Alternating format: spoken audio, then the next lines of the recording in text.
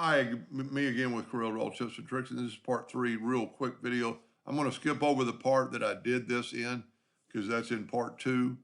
But all I'm going to do is add this style. I'm going to put it up into part set 1, take this one, set it into part 2, and then I've got my yellow separated from my red, so this is all one group. So that's group, I'm going to say 1, and then I'm going to nudge it down just because I can't make sure I grab this one, and I'm going to make it set 2. Well, really I did the opposite. This should have been set 2. Let's see if it does it. There we go. Because see, it grabbed the wrong one. So I'm going to make that set 1. But see how it's turned around? So we need to open our Docker again on the properties. You go down here and rotate it back to 0. Now we can edge this back up.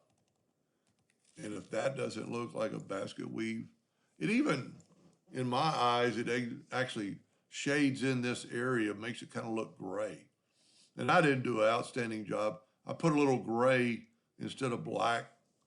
And you can see that's darker than that side. I was just kind of playing around with it. But that is pretty cool. Let's look at it in a different way to look at it. Let's go yellow, go to object, order, back of page. See, you can see there's no shading there.